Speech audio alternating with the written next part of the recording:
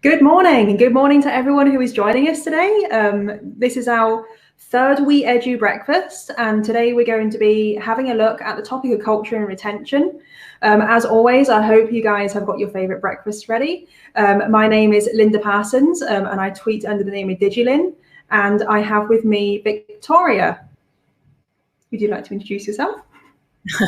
Hi, I'm Victoria James, and I am very excited to be able to say that we have with us Fiona for the do-over of our WiiEdu breakfast. Fiona Cottam is principal of Heartland International School.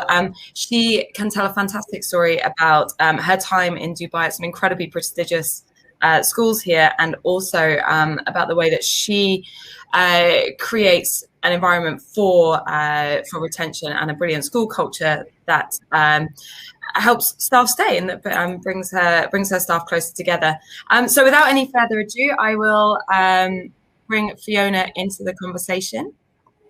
And backstage today we have Philippa, and we also have Shazia, and they're controlling our social media. So anyone who is with us on YouTube right now, then please ask us any questions, and Philippa will be there and Shazia will be there to pick them up and pass them on to Fiona. Hi, Fiona. Good morning. Oh, we're on. Right, one more time. Good morning, Fiona. I said good morning, and it's good to actually be here. I'm glad you unmuted me, but at least the goblins are laid to rest of the last time. I'm in school and it's a lot safer. So yeah, it's a good place to be. So we'll get started straight away. So we wanted to talk a lot about what creates an environment where staff feel valued and where staff want to stay in schools. Tell us about some of the essential elements of a school culture that you think encourage staff to stay in the school. I mean, I think the most important fundamental to start with is that we always think of schools as being places for children, you know, happy places where children are successful and they succeed. The bit that we sometimes forget is that schools are actually just about people, full stop. Schools are human capital. And the really integral part of that is that if you look around your staff room, not only have you got your most expensive resource, budget-wise, you have your most important resource. You know, it's impossible to run that FS1 class when a teacher is ill for a day. Suddenly it's all hands on deck. So we're not that teachers are irreplaceable, but there's such an important fundamental cog of the wheel in terms of the day-to-day operations and running of the school that I think sometimes you can forget that. Sometimes we can just make assumptions that everything will happen and everything will go ahead and that the people will turn up just because the school exists. So I think it's really important to create an environment that genuinely is about family. And that's one of the mantras that I think many people in our school try to live by. Family really genuinely do care about each other. We sometimes have rows and we don't always agree, but we'll pick up the pieces the next day and we'll figure out a way forward because fundamentally we care about each other. So I think once you create a community and a school that's absolutely has the parameters being driven by standards, you know, attainment and progress for children, etc., but also have the mantra that this is a community and a family where we care about each other as the adults in that delivery of what we do, whether that is the, you know, from the caretaking staff to the admin staff to the teaching staff. And whilst some parts of the family will be closer than others, creating that sense of community where it's okay to both say what you want to say, as long as we're respectful towards each other, but also to not be okay. As long as we have that type of community, then I think people tend to stay. Why do people leave? People leave because there are greater opportunities, particularly promotion. Or people leave, certainly what I'm seeing this year is people are leaving to go home. But I think once you're part of a family, once you feel good in that family and you're looked after, there are many, many schools across Dubai whose retention rates are extraordinary, and it's because people are happy and people are happy at work. It's so important. I mean, because it's a big theme, like in the last couple of years, like the whole, like people are really, really missing home. They're actually feeling like, you know, very much like, you know, we are expats, we're guests in this country, in this wonderful country. However, you know, we can't, the majority of the UK way, like it's really difficult. So therefore, you know, it's like constantly playing on your mind. But you kind of, you talk a lot about like schools around the UAE, and like I'm so curious as to like, you know, what your backstory is and like how you're like, you know, where you're getting these experiences from. So could you talk to us a little bit about like, you know, because at the moment you're at Heartland, Yes. a lovely school, A-level and a developing school. It's an expanding school, right? Would you be able to talk to us a little bit about you, like, and where you're getting your experience from? Well, Heartland isn't yet outstanding. Let's do that. We think we are, but we're not, according to the stamp on the door, as it were. We're a very good school. An outstanding ethic, I guess. And we're in our 6th year of operation. I mean, for me, background-wise, you know, like many people, you fall into teaching. It's not necessarily what you think you're going to do when you go to university. Me, I wanted to be in a rock band. That's all I really wanted to do. I wanted to tour the world. I wanted a bunch of roadies behind me, and I wanted to be gigging on stage every night. That's all I ever wanted. That didn't quite happen. I did a music degree, okay? And although I was a music and English degree, but although I was sort of classical music, we sort of picked up part-time work at, you know, in a jazz band and sort of performing around the place. But anyway, that's another life. What's your instrument of choice then? Pardon? What was your main instrument? Piano and voice. Piano and voice are sort of main two instruments. Really. Come on, what was the name of your band before we move on? Oh no, it wasn't that. We were just gigging. We were just university students gigging together. Really, that's all we did. And then you did lots of other things, and you know, you played in pubs and clubs, and we did that sort of on the local scene in Ireland, really. And that was it, just around where we lived. So it was nothing big. U2 had sort of just hit the heights at the time, and I think I sort of emulated myself to be Larry Mullins on stage, really, and that was all that mattered, but it didn't happen. So like lots of people, fell into teaching, taught for 3 years, and then actually left teaching and pursued another career for 4 years, which was interesting because it was a complete contrast. So I joined the police and did that for 4 years, but then came back into teaching, and there were lots of reasons for that. You know, maybe culture had a big part to play in the decision. But the bigger part was, at the time, actually, my father was ill. And I found that with 20 days leave a year, which is all you had in the police at the time, it just didn't give me the flexibility to go home from the UK to Ireland, because I was teaching in the UK and I was in the police in the UK. So I sort of needed that flexibility with those fixed types of holidays. So it was a very selfish choice to return into teaching. And then ended up in the most incredible school, but one of the toughest schools that you can imagine. 1,850 boys in a high school in a selective part of the country, where I guess in some ways people are almost made to feel like failures because they failed the 11 plus.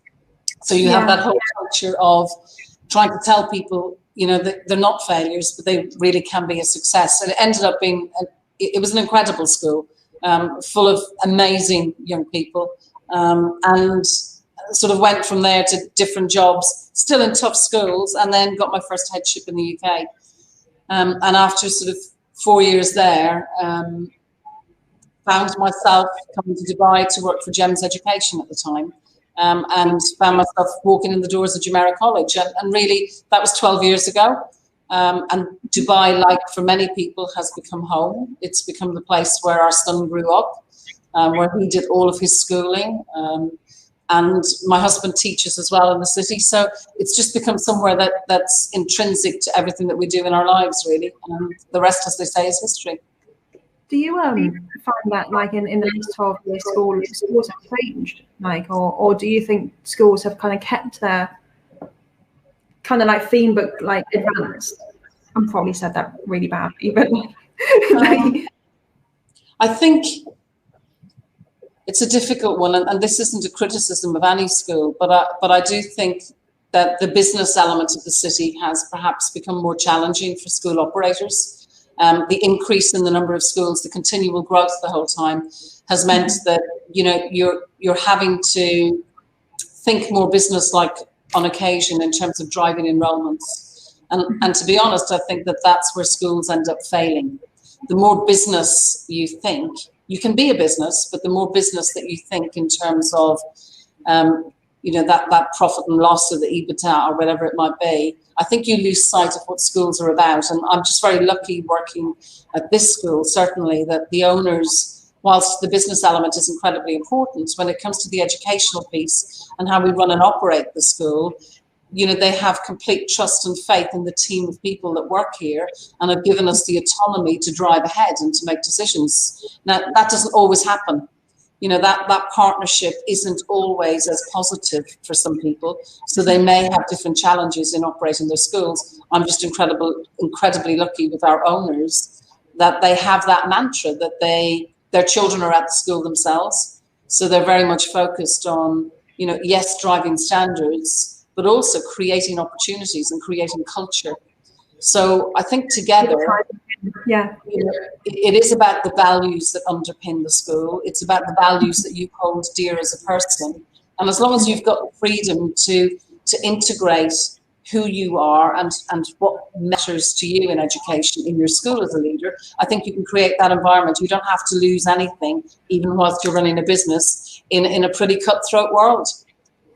Yes. I think especially now, you talked a little bit about, teachers moving back to their home countries, but of course that applies to every industry, especially in the UAE at the moment with COVID hitting, with the jobs market being, picking up now, but, hitting rock bottom last year, is that there was a mass exodus, which means the student, can't imagine how competitive it is at the moment with the student population shrinking in this country as well. So you talked a little bit before your school is expanding. So you are, I'd say one of the fortunate ones, but actually it sounds through its kind of grit and integrity that's got you to the point where you are able to expand your school, whereas others aren't so fortunate. So tell us a bit specifically about Heartland and kind of the initiatives that you've put in place at Heartland, whether that's around retention or whether that is around, how you've kept your student body growing, how you've got that growth. It's interesting. I would say that I'm just coming up to the end of my 5th year here, and this is the 6th year of the school operating. And I think about 3 years ago, we very much had a strategic plan that you would say to somebody that you worked at Heartland, and they would say, sorry, where's that? Who's that?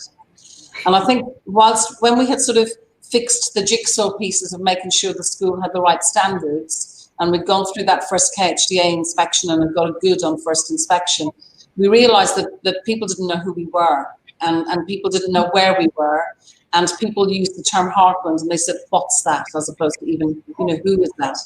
Yeah. So we knew that we had to somehow put ourselves on a different type of platform. So we were very conscious in terms of talking about ourselves, sharing our stories, whether that is through, I've got some incredible people, my head of English, Emma, my head of PE, who also sits on the leadership team, Neil, writing for tests, being vocal in terms of putting ourselves forward in terms of conferences, etc. My head of foundation stage, Amina, who leads the BSME platform on early years.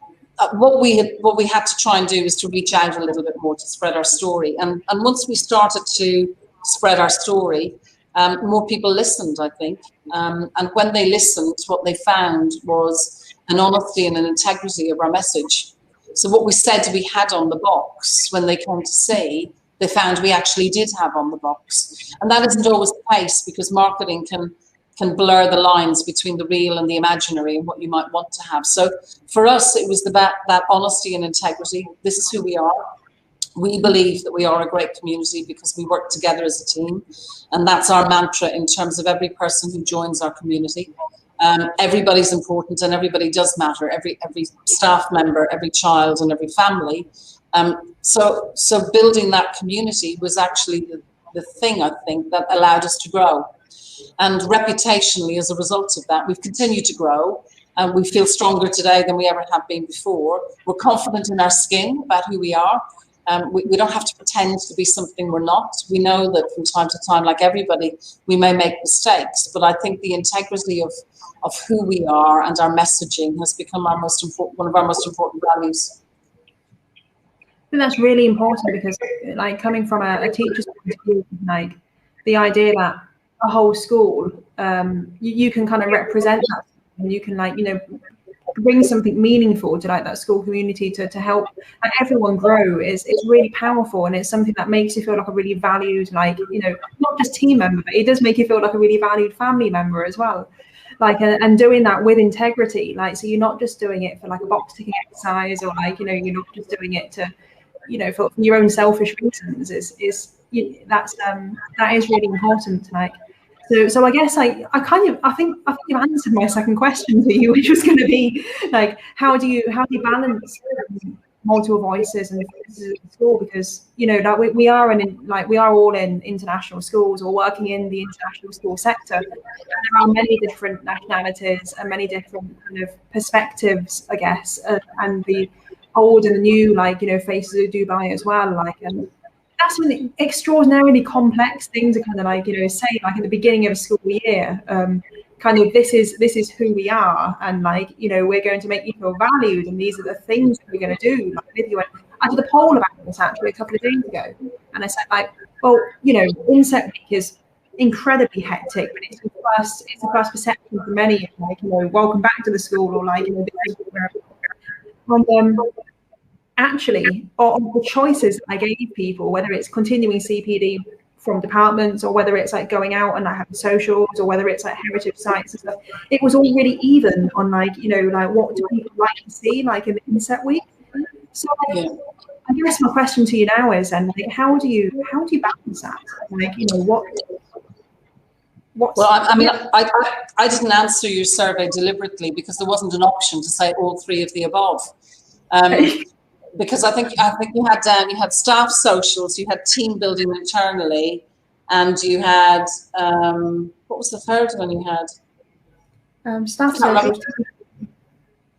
You had staff socials, you had PD driven internally by people, and then you had team building. That was the three.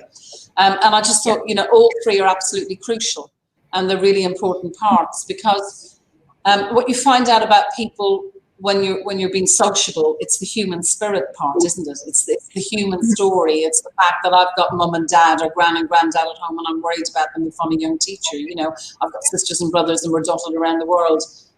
This is what I'm anxious about, and this is what I love. So the human story becomes that connectivity is crucial. So the social aspect is important.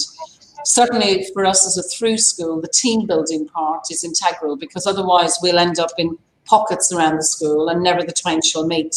And we're absolutely passionate about making sure that the whole throughness of the school stays strong. And the final bit in terms of, you know, the PD, I think it's very, very powerful if we support each other, you know, peer to peer, team to team, how people operate together as a community. For an example, one of the things we just started 2 weeks ago, because we're very close to Maidan, and because I'm a pretend golfer, which I'm about to disappear and do after I finish this today, one of the things that is on our doorstep is the Maidan Golf Club. And I know sort of two of the coaches there, Ben and Ian, quite well. We happened to have a chat, and I said, I might try and get together a staff group socially. Let's see how we do. I've got 12 people signed up out of 84. So we play on a Tuesday after school. We've got half of us are complete beginners. The rest of us are like me and have been playing for a while but have picked up bad habits. And then we sit down and have a sprite together afterwards. But in that group, you know, I've got an FS1 teacher, I've got a year 2 teacher, year 6, I've got the admin secretary, I've got the school principal, I've got the assistant principal of secondary, I've got the head of EAL. I've got a group of people who necessarily wouldn't otherwise socialise together and mix. And it's just good fun, you know, it's great fun because it gets us out of school, and we get to leave early on a Tuesday. We can leave at 4 o'clock, right? The thing is, it's so important. Like, I know, like, you know, talking to my friends and stuff, and like, you know, with my previous schools, and they did various things very, very well when it came to team building, which is why I chose to stay in, like, you know, in the Middle East and teaching. But there's also that idea of like the director or the principal actually, like, you know, socializing like with everyone, and like, you know, having that open, like, from FS to year 13. That's a really difficult thing to do, like in schools, and like that's like such a I guess like from time wise, like you've invested a small amount of time, but like the social aspect you get from that must be absolutely massive. Like you can, it's priceless. And it's but let's be honest, the really important thing as a school principal to remember is that you organise a staff social. It starts at 8 o'clock at night. You need to go by 11 o'clock, okay, so that they can let their hair down when you're not there. Yes, okay, fair enough. Yeah, so I guess so we have like a load of shout outs actually today. So good morning to Osma. He's saying good morning to us, and I'd love to know like where you're commenting in from. And also Neil, like you're Neil in the leadership team, has also said good morning. He's a long-standing friend of ours of WiiEdu, and has told us many wonderful things about Heartlands over the last couple of years. Philippa is listening in and saying that I'm sure being the police would help with teaching. So I'm sure you have, like, yeah. It probably did in previous schools. Here, to be honest, thank God, no, we're okay. We're very blessed actually in the UAE schools, which like behaviour is a different ballgame to in UK schools. I used to teach in East London, in a city of Birmingham, and it was just different culture. Although yesterday we had our final day with Year 11 yesterday, and we did the usual, final assemblies and whatever. It was great fun. Kids are amazing. It's our first cohort through. There's only 29 of them, so we know them all inside out and back to front. And we did a bit of an awards ceremony, and they decided to turn the tables, and they did an awards ceremony on us. So I won the award for the person most likely to be found working undercover for the FBI. So that's my new claim to fame. Your next job title? I don't think so. Osmo has also said that he is in a responsive classroom school for 5 years. Oh, we being in a responsive classroom school for 5 years, it's been the best thing my school has done to create a positive culture. That's really interesting. Do you know anything about responsive class? I don't actually know. I'm about that. I don't know what it means. No, it's not a phrase that I've heard used. Maybe Sama can actually tell us what that means, being a responsive classroom school. And also he said that schools should invest on SEL more than academic, which is something that I've actually seen like coming up in the last 12 months as well. So social emotional learning. We're talking about our children there. I mean, it's interesting. As I said, Year 11 finished yesterday, but actually they all come back on Sunday. So it's a bit of a contradiction in terms. And we're doing a 5-week bridging course. And as part of that bridging course, my new head of sixth form, Steve Oakes, he's quite a globally renowned author who's written a series of books called The A-Level Mindset and the GCSE Mindset. And he's got a program called Vespa. And Vespa's used by quite a few schools. His program is used by quite a few schools actually in the Middle East. But Steve, fortunately, has now come on my team as my new head of sixth form. So one of the things that we're doing over the next 5 weeks is, we're starting the EPQ, which is the extended project with kids. We're doing a lot of work on the Vespa and on that growth mindset, and so that preparedness to start those post-16 courses. We're doing a 2-day mental health course where all of the students have been trained as team-to-team mental health leaders, so they can support other students across the school. We're doing 2 days of a virtual career experience where we're connecting them with business and industry, and then they have to go off and do a project and then present it back to the industry the following day. So we're trying to actually focus not on the academics, but very much on developing the social skills so that young people have the voice and the confidence to use their voice and not to be afraid to use it. The emotional literacy in terms of that mental health awareness so that they can coach and mentor and help other people as well as themselves. But that whole idea through Vespa of the vision and understanding who you are and where it is that you want to get to and empowering them with the skills for the future. So I completely agree that whole social emotional literacy piece, however it might look in your school, is crucial for the development of young people, but also for the staff who are then engaged and involved in it. It's a great thing to be involved in. Yeah, I mean, I would love to be like more in like integrated into our socio-emotional learning at our school, because I know it's a very exciting development that we've I guess like it's always been there, but like now people are becoming a bit more aware of like, you know, it needs to be like properly like invested in and developed. And what you're doing is so inspirational. Like at Heartlands, like your team is like, you know, what your whole team is doing is so inspirational at Heartlands to develop that.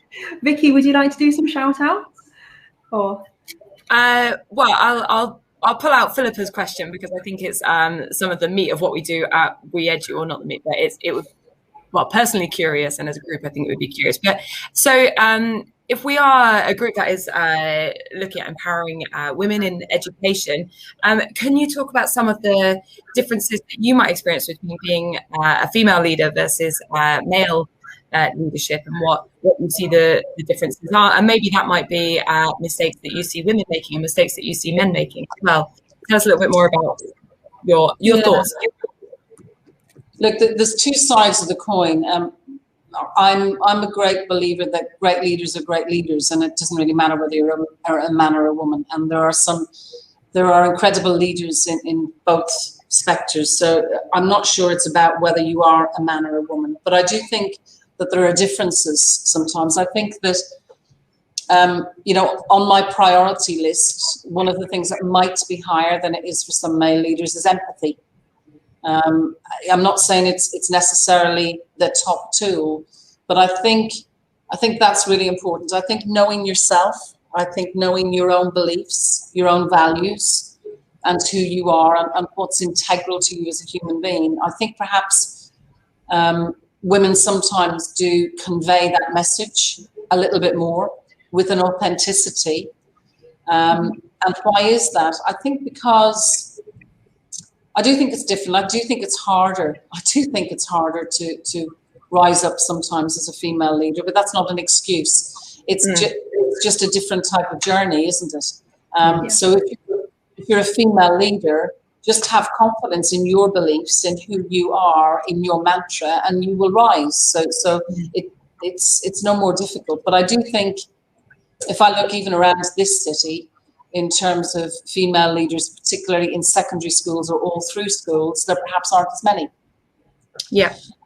And some of that is actually our own fault, because sometimes we're not very good at putting ourselves forward for things. So there's this whole self-demonizing thing, isn't there? You know, I'm not good enough. So there's this self-deprecation that I think women are very good at doing, which is, you know, well, I'm almost like imposter syndrome, you know, waiting to be found out that you're not actually as good as you think you are. So I think we just have to get over that, and we have to say to ourselves, actually, you know, that's not true. Whether you're a man or a woman, if you have those skills, which are listening, I think listening to people, genuinely caring about people, about the people that you work with, and not just saying that, but walking the talk in relation to doing that. And that doesn't mean you're perfect. It's just where you put those priorities. When I say that my door is open, my door genuinely is open, not just physically and metaphorically, but my door is open. And if I had staff who feel they can't come to me, there may be some. But a good example, I think, of an open school and the culture that you create is we had a new head of secondary who's just joined us, James McBlain, who's just joined us in BZAC, where he's been for the last 14 years. And James decided that one of the first things to do was to talk to all of the secondary staff members individually so he could get to know them. And he sort of asked them, you know, what's great about the school and what could we improve? Right? What could we make better? And he came back and he fed back to the senior leadership team what people had said. And the most powerful thing we took away from it, which we verbally said at the end of the session, was that even where people were critical and said, well, I think this could improve, and this could improve, the very fact that they had the courage and felt it was okay to say it said more about our school than the great things we did or the bad things we did. Yeah. The fact that people felt safe, that it was okay to say, well, I think you could do this a lot better, actually, and I haven't been too happy with that. That's the most powerful thing that we can have. And I think that all leaders can create that, whether they're men or they're women. But sometimes perhaps I feel, certainly I believe that I articulate that better than some people I've worked with before. Yes, I do.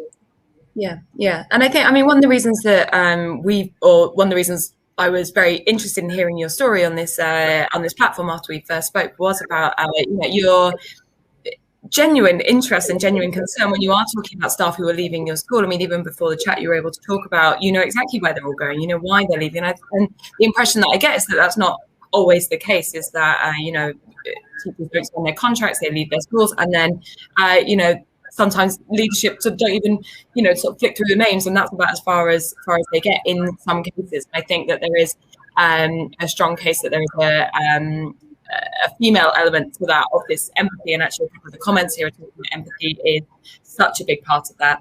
And I think talking about, you talked a little bit about imposter syndrome, as well as an amazing book, which is How Women Rise, and they talk a lot about they did a survey where they talked about women applying for jobs and men applying for jobs, and there might be 10 bullet points of what you need for this job.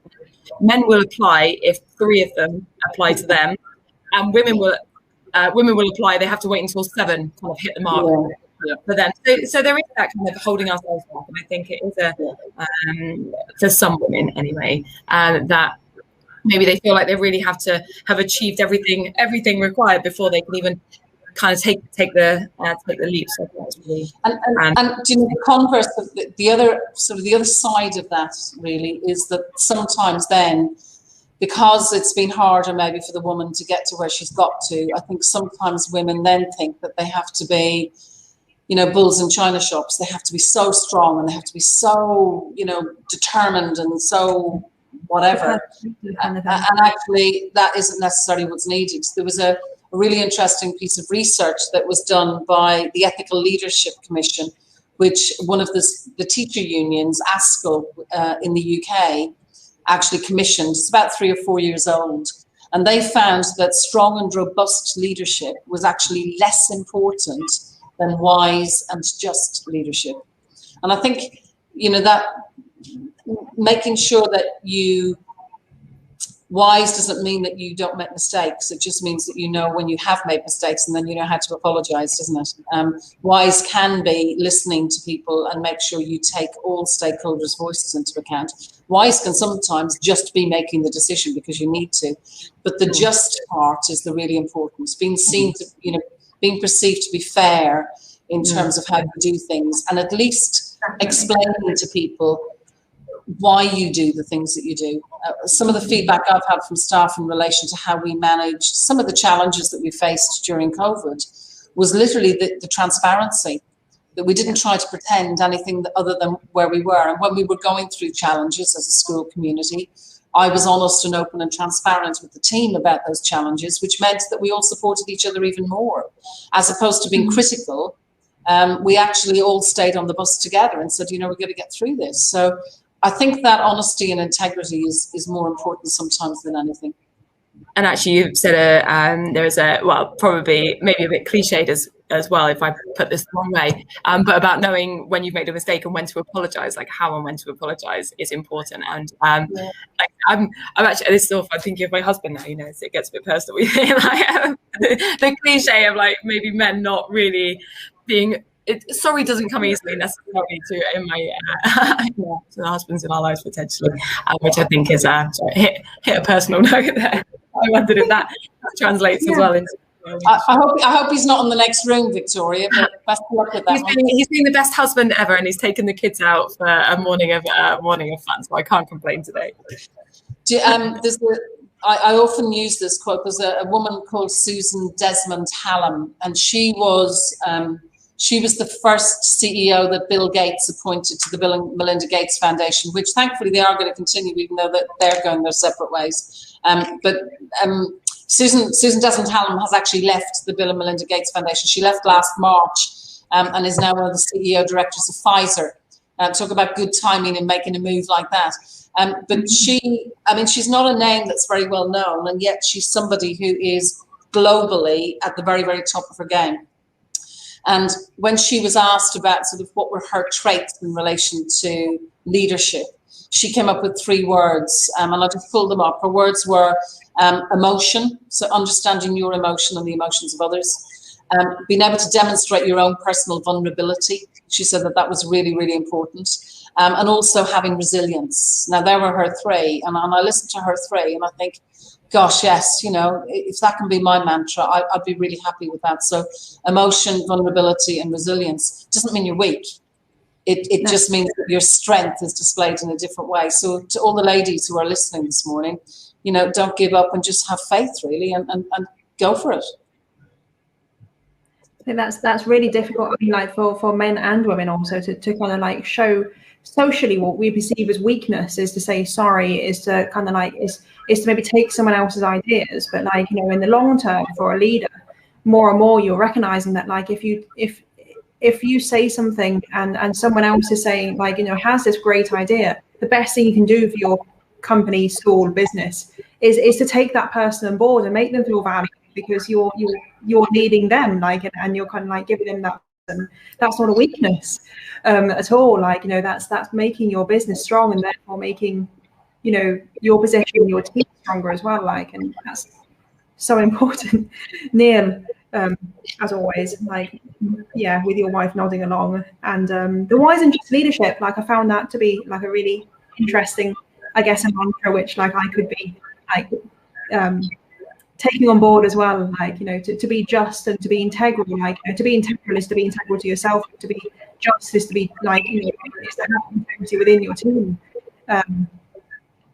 Yeah, I think sometimes people think that leadership is a bit of a game, and it's not really. It's the most important thing that we do, and I often talk about the fact that, you know, leadership is a real privilege, but with that privilege comes incredible responsibility.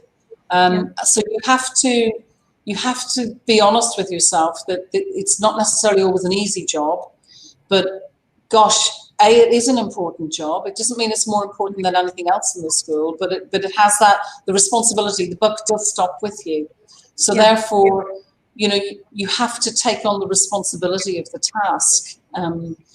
And therefore you have to work hard at it. You can't just sit and procrastinate. You have to make sure that you continue to research, continue to develop, and to continue to grow. You know, one of the things that I've just started in February of this year is I've just started a 10-month course on diversity, equity, and inclusion.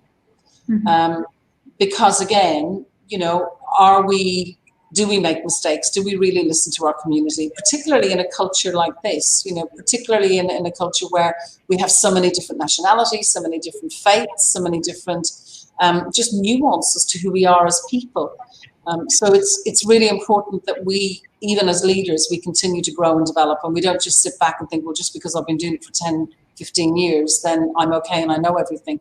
I think the world is changing. It's incumbent on us to keep reading, to keep researching, to keep at the top of our game the whole time. And I often compare it to, you know, if I was going to a doctor or a lawyer, let's take a doctor, for example, you know, and I needed surgery. If that doctor or surgeon hadn't kept at the top of his game, then he would be slicing me open and I'd have a 6-week recovery period, as opposed to keyhole surgery, and I'll be in and out of hospital in less than 24 hours and back on my feet in 2 days. Now, which doctor do you want to go to? Well, you want to go to the one that's keeping ahead of the game, the one who's keeping up with latest research and innovation and development. So it's incumbent on us in schools to actually do the same. It's important that leaders keep ahead of the game as well in terms of what they're looking at and what they're doing. I think, yeah, a really important point to that is actually like once you go into a position of leadership, inevitably like your teaching load will go down, like the contact periods will go down. So therefore it becomes like really easy, and it's one of my fears actually. Like it becomes very easy to kind of like become very disassociated with the classroom, and therefore the profession that you're actually trying to help and the profession that you're trying to lead, and it is all about research. Like I the amount of like reading that I've done this year just to kind of keep abreast of like what's going on, like in the interests that I have, just so that I can like pass that on, it's yeah. I keep saying it's really important, but it's just like it's what you've just said there is really important, Linda, because it's about the amount of reading that you've done so that you can pass on. I'm lucky that I live in a school, and I do live in the school most of the time. I live in a school where I've got people around me who are also forward thinking, you know, because they're looking for the next step on their ladder and the next thing that they're interested in doing, and they want to be creative and inventive. So they are reading as well, and they're looking at research. And there's sometimes, you know, they're connecting with groups like your group here, you know, and they're listening to other people talk in conferences. And every time we listen to somebody else, we learn something. So I think that's really important, to keep learning all the time, but to keep listening is actually twice as important. Be a better listener than you are a speaker. Yeah, I've heard that. Yeah, that's what we use in the sales world as well. 2 ears, 1 mouth, and all that. If we're talking a little bit about why people leave schools and what helps staff stay or leave, so what advice do you have for someone who is considering a move? What advice do you have for them to think about before? And then in turn, if you can tell us about how your advice for people and how they approach that conversation with the leadership team. Yeah, so I mean, I've got 10 people out of 84. I've got 10 leaving this year, which is a bigger number than perhaps I might like. I look at it on an individual basis, and all of those people who are leaving, I've had conversations with when they were making their decision. Not just after they've made their decision, but when they were making their decision. Yeah. I've actually got 2 who are moving to other Dubai schools, one on a promotion, which is absolutely the right thing for them, and I'm delighted for them. And the second person is leaving for a sideways step, but to another great school and for a different opportunity that hopefully something will also happen for them. The other 8, interestingly, are all going home. Not going home necessarily because of COVID, but I would say that it's had a 60 to 70% influence on their decision this year to go home.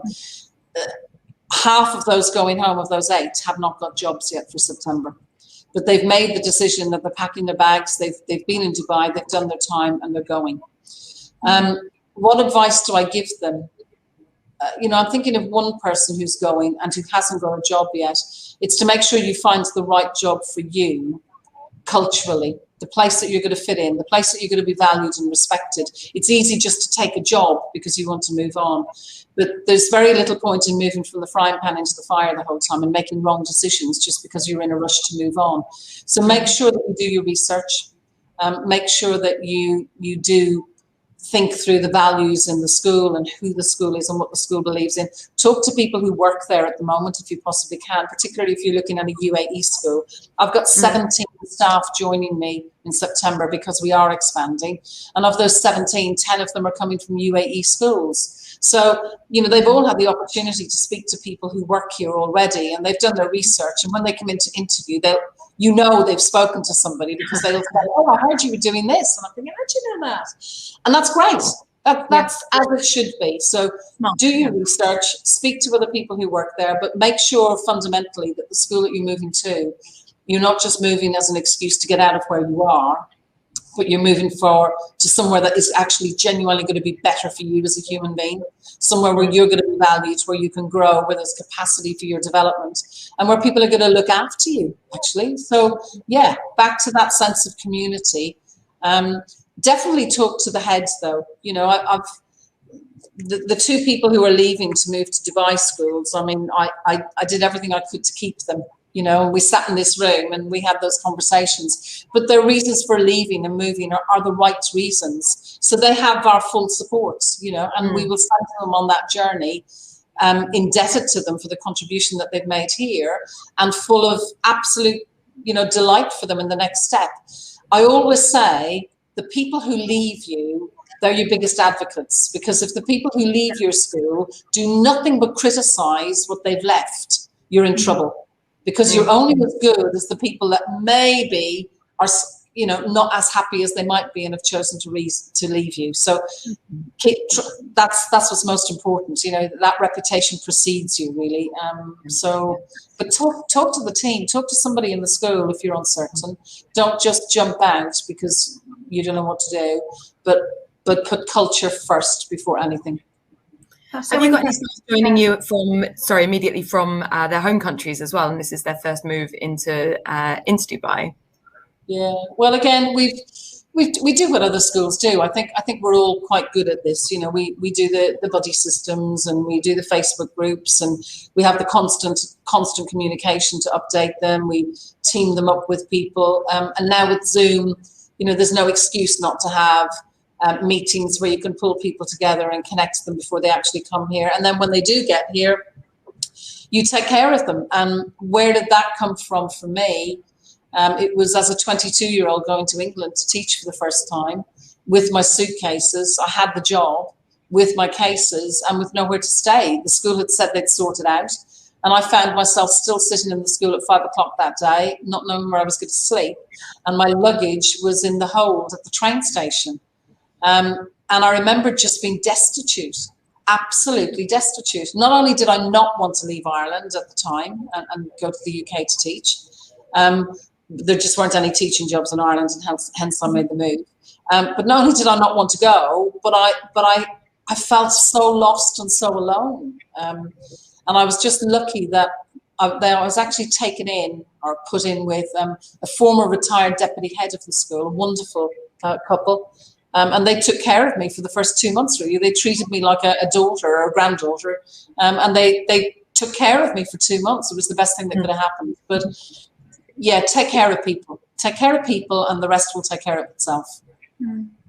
It's so interesting what you said about it being like the advocates of the school, because if you do all of that, and like you would hope that, like, you know, school leaders do, you know, predominantly take care and empathize and listen to and make your teachers feel valued, and essentially you're developing those teachers as much as you're developing the students. So when they do go, like you say, that students will go off to university and that's your reputation, but teachers will go over to other schools. Sometimes in the country, like in the same country, sometimes in other countries, talk about your school, and not only do you have that option to kind of like build that bridge and like learn from that, continue to learn from that teacher, but like they may then like give you a new teacher or a new contact, you know, you can continue to grow your school with. Like it just makes so much sense. Right? But I do think it's equally as important, you know, if you're in a toxic environment and it's somewhere that you don't feel valued and somewhere that you don't feel is really listening to you and taking care of you as an individual, then leave. Because, you know, so much of our time is taken up at work. You can't just plow through and say, well, it's just work, I'll get through it and it'll be okay. Because it influences and impacts on every part of your life. I genuinely, you know, there hasn't been a day that I haven't looked forward to coming to school. And that's really, really important for me. Actually, in every school I've been in, I've never worked anywhere where I've dreaded coming to work. And I've worked with great leaders who've been my heads in the past. All men, by the way. I've never worked for a female leader. So all my head teachers in the past have always been men.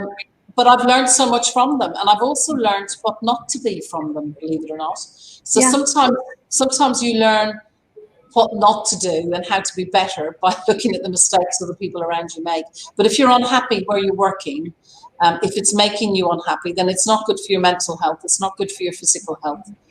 It's not good for your family, because you'll bring those anxieties home. There are great schools and better places for you to be, and you will find that position. So get out. Mm-hmm.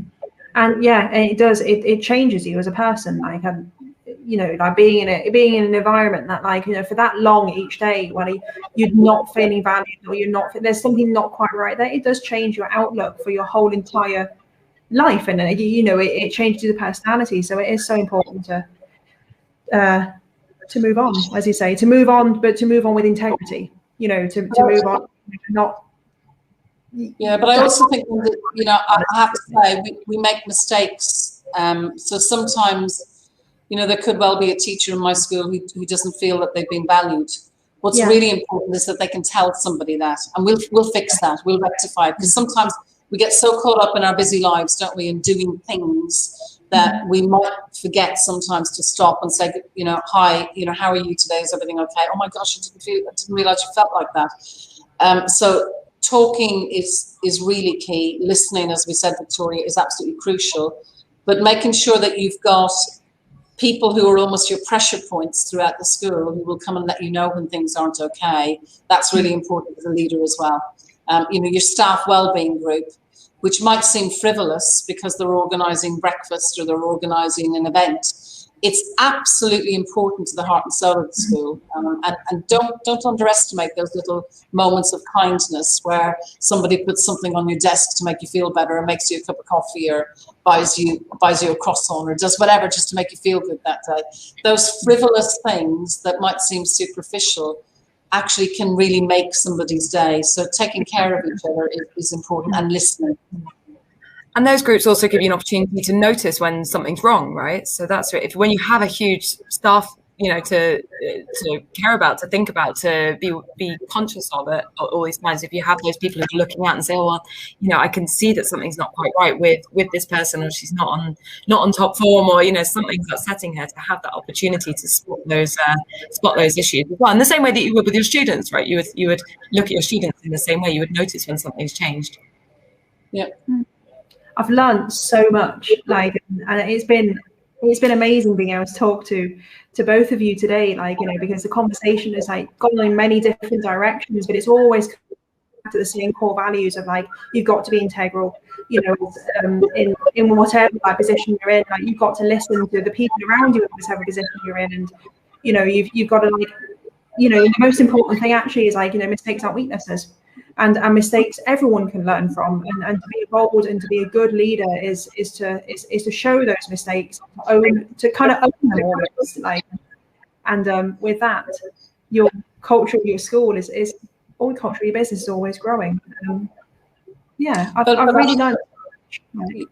But staff retention, you know, and recruitment and taking care of staff is really important. And as we said, you know, helping people on all parts of their journey is really important. But acknowledging sometimes that we don't get it right, that integrity does make a difference as well.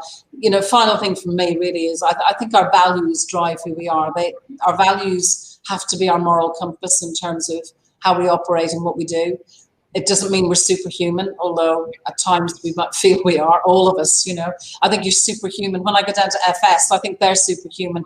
They've got 20 people at the age of 4 in their classroom, and that's like terrifying. I think they're the most amazing teachers that I've come to grow and learn and respect. And I'm a secondary specialist, but a day in FS changes your life forever. You know, they are superhuman. But, you know, it's superhuman teaching somebody how to write and to read. It's superhuman teaching somebody a new language or a musical instrument or the next piece of art. And that happens the whole way through the school. And I'm indebted and really privileged to work with the people that I work with here. My teachers are genuinely superhuman because they're making those differences every day, as are teachers all across the city. So I think hang true to your values, because that dictates who you become as a teacher, as a leader, as a practitioner. Make sure you're in the right place. Make sure that you're happy. We're all about making sure children are happy, but gosh, make sure you as an adult are really, really happy as well. And take care of yourself. Thank you so much, Fiona. Thank you so much, everybody, for tuning in. Beautiful last words there. Thank you. And we'll see you all again next time. Take care. Thanks, ladies. Nice morning.